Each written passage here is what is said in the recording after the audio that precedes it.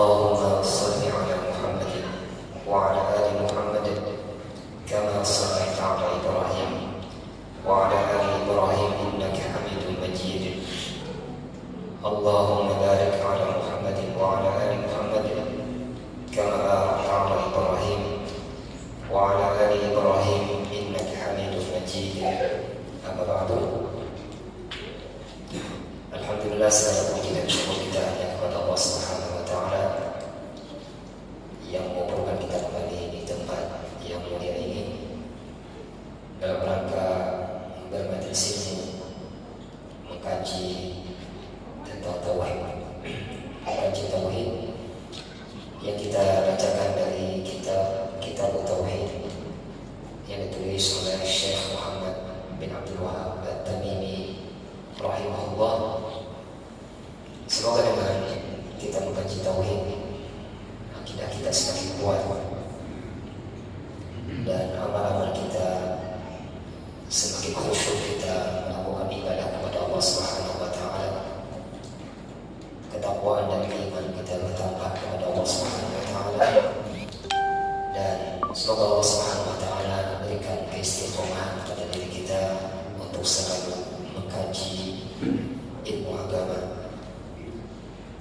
Salam serta salam kita aturkan kepada Nabi kita Nabi Muhammad sallallahu alaihi wasallam, kepada keluarga beliau, sahabat beliau, dan juga para pengikut beliau hingga akhir zaman. Bapak-bapak, ibu-ibu yang semoga dirahmati Allah Subhanahu wa Ta'ala, kita pada kali ini membahas tentang bab yang kelima atau yang keempat. Ada catatan bab berapa? Sebelumnya juga apa?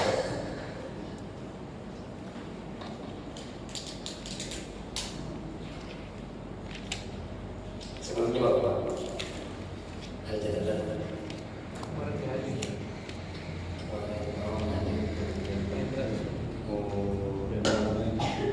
Menetapkan tauhid akan masuk surga tanpa hisab sampai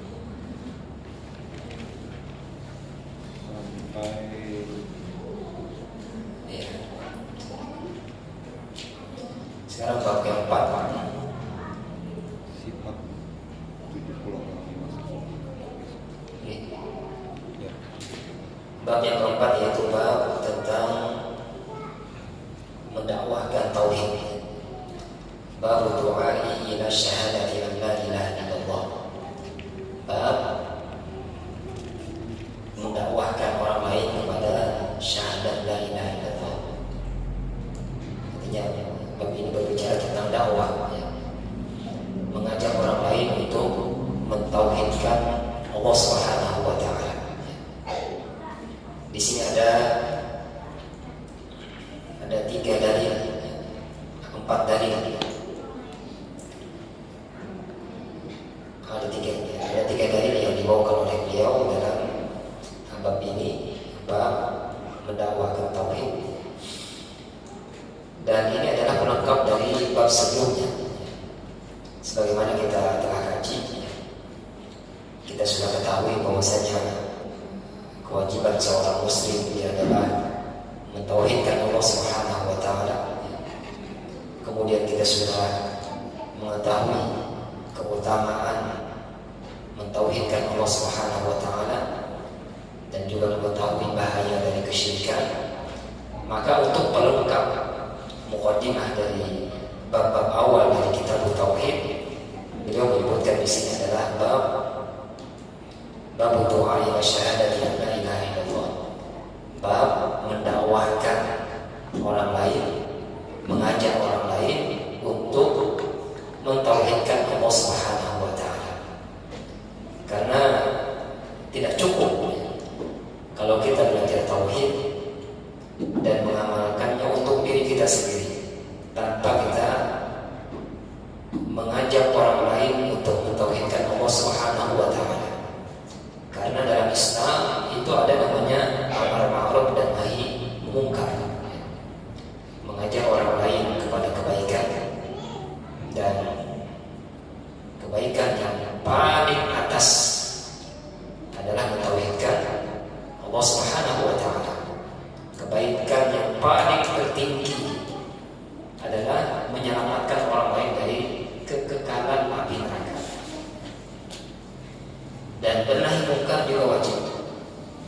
dan kemungkaran yang paling besar adalah kesyirikan kepada Allah Subhanahu wa taala.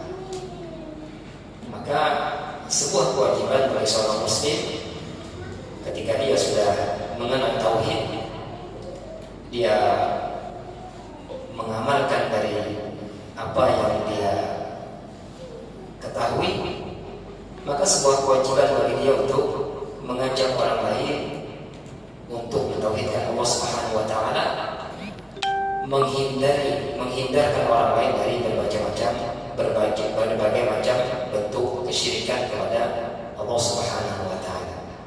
Walaupun sebenarnya dari praktek kita semua berbeda-beda dalam kemampuan. Ada yang mampu untuk berbicara, ada yang mampu dengan tindakannya seperti aparat polisi dan keamanan dan lainnya, seperti pimpinan negara. Ada yang hanya kemampuannya mengajak sebatas keluarganya saja. Dia tidak mampu untuk mengajak orang lain. Dia tidak pandai berbicara. Dia juga orang yang lemah. Maka disesuaikan dengan kemampuan kita masing-masing. Minimal orang-orang yang terdekat kita, orang tua kita, adik kita, anak kita, minimal mereka yang juga merasakan dan menikmati ilmu yang kita dapat dari ilmu tauhid yang kita kaji. Makanya Allah Subhanahu wa taala kumpulkan 4 sifat bagi seorang muslim. Dengan 4 sifat ini seseorang tidak akan rugi. Di dalam surah Al-Asr Allah Subhanahu wa taala bersumpah, wal 'asri innal insana lafi khusrin illa alladziina aamanu wa 'amilus shalihati wa tawassaw bil haqqi wa tawassaw bis sabr. Allah Subhanahu wa taala bersumpah dengan waktu asar. Demi waktu asar, sesungguhnya manusia sungguh dalam kerugian. Allah Ta'ala tekankan di sini dengan 2 penekanan. Inna, ini kalimat taukid, ini huruf taukid. Sesungguhnya, ditambah lafi, sungguh pada. Artinya manusia sungguh pada kerugian. Illal ladzina amanu wa 'amilus shalihati wa tawassaw bil haqqi wa tawassaw bis sabr. Yang tidak rugi hanyalah orang-orang yang beriman, mentauhidkan Allah Subhanahu wa taala, wa 'amilus shalihat, dan dia beramal, wa tawassaw bil haqq, dan dia saling menasihati dalam kebenaran. Ini apa? Dakwah. Wa tawassaw bis sabr, dan dia saling berwasiat, saling menasihati dalam kesabaran. Maka kalau seseorang memiliki 4 ini, dia tidak termasuk orang-orang yang rugi. Dan ini surah, kata Imam Syafi'i, jikalau Allah Ta'ala hanya turunkan surah ini sebagai hujah, perintah terhadap makhluknya untuk mentauhidkan, untuk beribadah, untuk berdakwah, maka cukup surah ini. Jadi cukup surah ini saja sebagai hujah terhadap hambanya untuk beramal, untuk bertauhid, untuk berdakwah, untuk bersabar. Ada lengkap. Sesungguhnya manusia dalam kerugian kecuali yang memiliki 4 sifat ini. Dia yang bertauhid, dia yang beramal, dia yang berdakwah, dan dia bersabar. Bersabar dalam beramal, bersabar dalam berdakwah. Maka ini pelengkap dari bab-bab sebelumnya. Jadi jangan sampai kita diam saja. Apalagi yang perlu kita dakwahi adalah keluarga terdekat kita misalnya.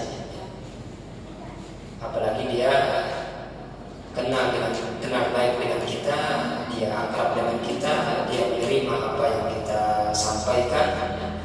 Maka ini kesempatan besar untuk mengajak orang yang terdekat kita untuk mentauhidkan Allah Subhanahu wa taala dan meninggalkan segala bentuk kesyirikan.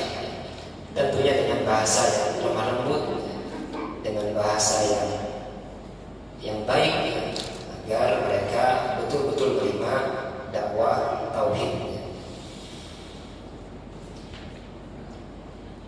Dan inilah keistimewaan dakwah salafiyah. Orang-orang yang mereka menisbatkan diri kepada salaf, yang mereka memperkenalkan diri mereka sebagai salafi. Inilah keistimewaan dakwah mereka. Dakwah mereka mengutamakan dakwah tauhid. Jadi yang dipentingkan oleh dakwah ini adalah dakwah tauhid. Karena inilah tugas para nabi dan rasul. Kata Allah Subhanahu wa taala, "Wa laqad ba'atsna fi kulli ummatin rasulan an i'budullaha wajtanibut taghut." Sungguh kami utus pada setiap umat seorang rasul yang mana dakwah mereka apa? An i'budullaha wajtanibut taghut. Hanya pesan mereka kepada kaumnya, sembahlah hanya kepada Allah, beribadahlah hanya kepada Allah, wajtanibut taghut, dan jauhi segala sesembahan selain Allah Subhanahu wa taala. Jadi inilah dakwah yang benar, mengutamakan tauhid, mengajak orang lain. Yang pertama diajak adalah mentauhidkan Allah Subhanahu wa taala. Karena kalau seseorang mengabaikan ini, padahal ini yang utama dan pertama, dia abaikan ini, dia hanya mendakwahkan yang lain-lain, hanya mengajarkan misalnya masalah fikih, dia hanya mengajarkan itu saja, atau yang lainnya akhlak dan adab, hanya itu saja. Dia mengabaikan tauhid. Semua yang dia dakwahkan tidak ada gunanya dan percuma kalau orang lain masih tidak paham tauhid, apalagi masih melakukan kesyirikan. Dia tidak akan dapat amal jariah dari apa yang dia dakwahkan.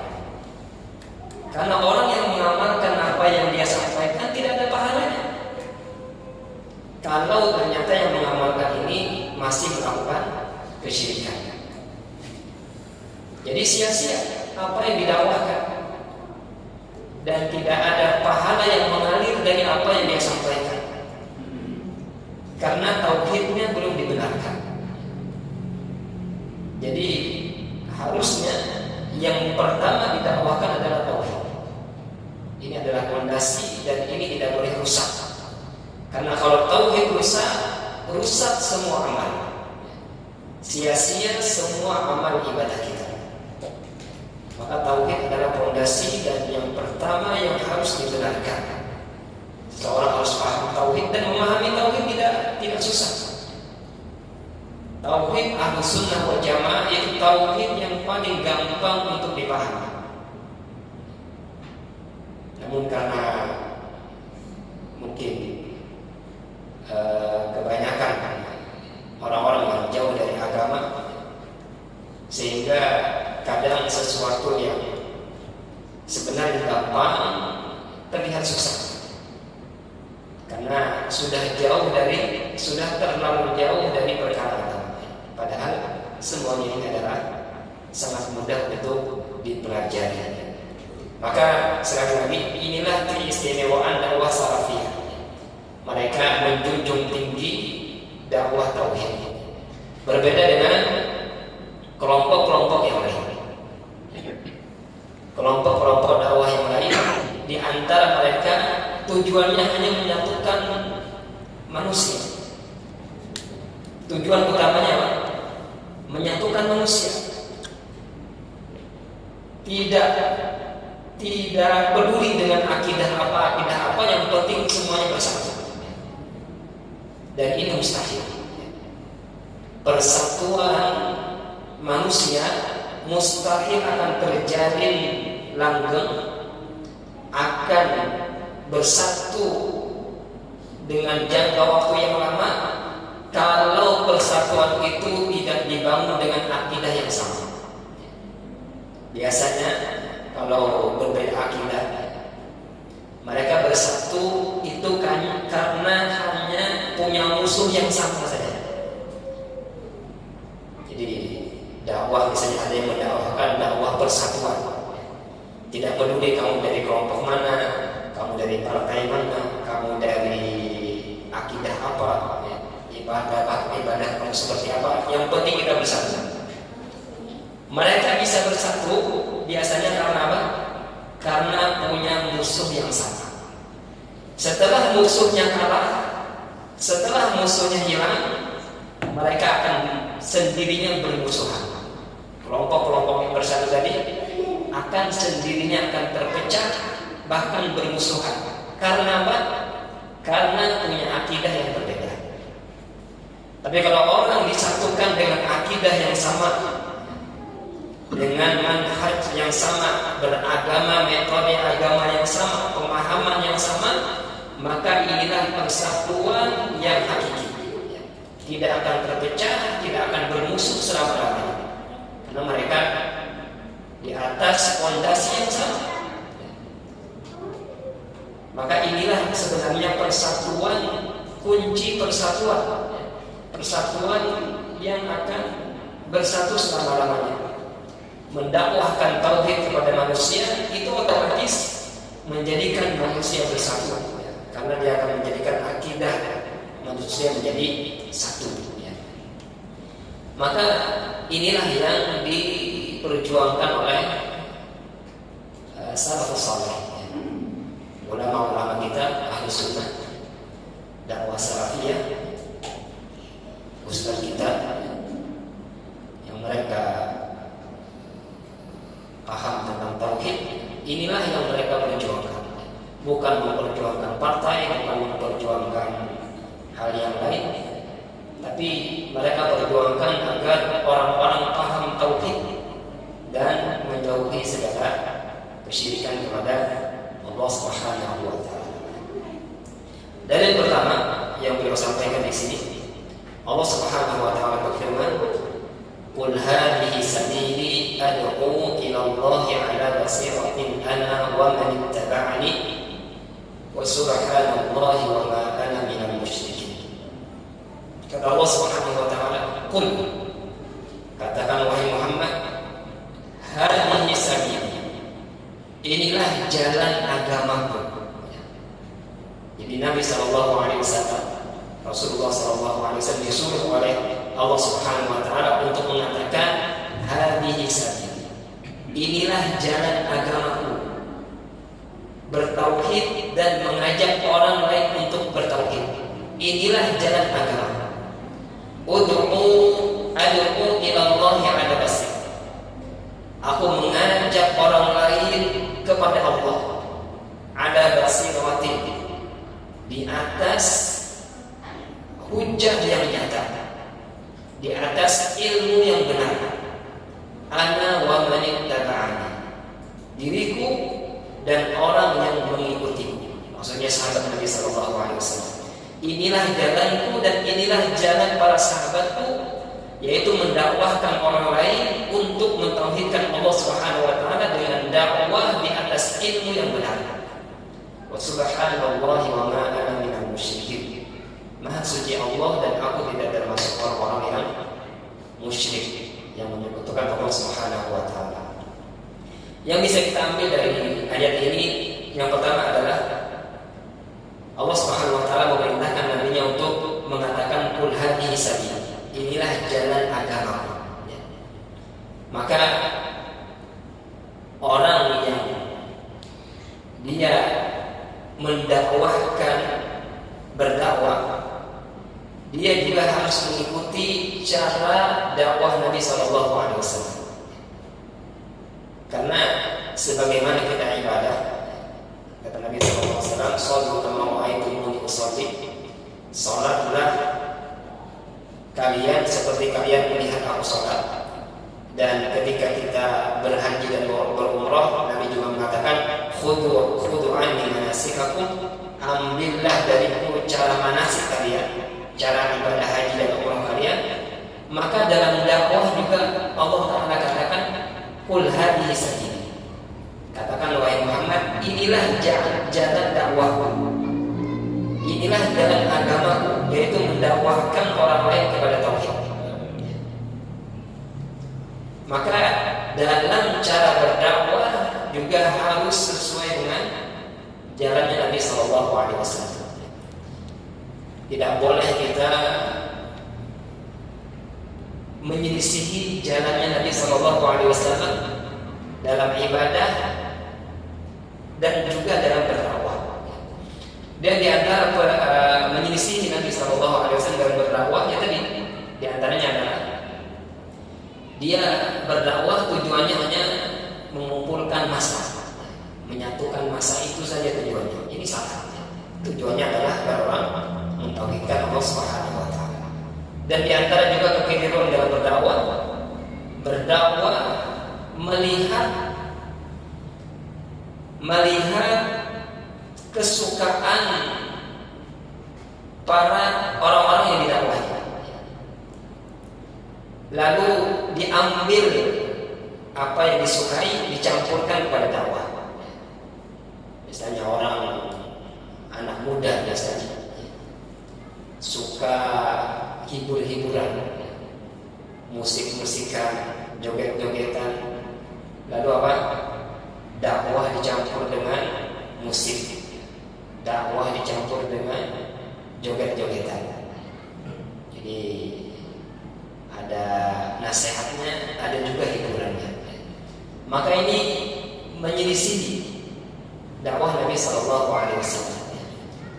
Para pendaki, para pendakwah, dia tugasnya hanya menyampaikan, baik orang suka atau tidak suka, orang menerima atau tidak, dia tugasnya hanya menyampaikan. Tapi dengan catatan menyampaikan dengan cara yang lemah lembut, bukan dengan cara yang keras, bukan dengan cara memaksa, tidak. Tapi tugasnya menyampaikan. Orang suka tidak suka, orang menerima atau tidak, tugasnya adalah menyampaikan yang kebenaran, menyampaikan kebenaran dan memberikan peringatan terhadap orang lain dari berbagai macam keburukan, kesyirikan. Itu tugas para pendaki. Bukan dia melihat apa kebanyakan hobi manusia, apa yang kebanyakan disukai oleh manusia, maka masuk lewat itu. Kalau hal-hal yang itu diperhatikan, apalagi itu bentuknya adalah sebuah kemaksiatan, maka ini mencoreng, merusak dakwah itu sendiri. Tidak bisa, ya. Tidak bisa dicampur yang batil dengan hak. Ya. Hak yang batil itu tidak bisa dicampur. Ya. Jadi dalam berdakwah harus juga diperhatikan apa? Caranya. Ya. Cara mendakwahi orang, tujuan dalam mendakwahi orang itu juga diperhatikan. Di sini juga ada kalimat ala basiratin, di atas hujjah yang nyata. Artinya di atas ilmu yang benar, yang betul-betul memiliki dalil, yang betul-betul bisa dipertanggungjawabkan. Jadi apa yang kita sampaikan itu bukan dari kita sendiri, bukan menurut saya, bukan pengalaman saya, bukan saya dapatnya dari mimpi, tidak. Yang didakwahkan adalah betul-betul apa yang Allah Ta'ala turunkan, agama yang Allah Ta'ala turunkan melewati Al-Quran, wahyu yang berupa Al-Quran dan wahyu yang berupa sabda Nabi Sallallahu Alaihi Wasallam. Karena ini perkara agama. Mendakwahkan agama itu berarti apa? Dia berbicara tentang agama. Dan berbicara tentang agama tidak boleh sembarangan. Harus dia melihat kepada rujukan aslinya. Apa yang agama ini, apa yang Allah Ta'ala turunkan dari Al-Quran dan Sunnah Nabi Sallallahu Alaihi Wasallam. Maka tidak boleh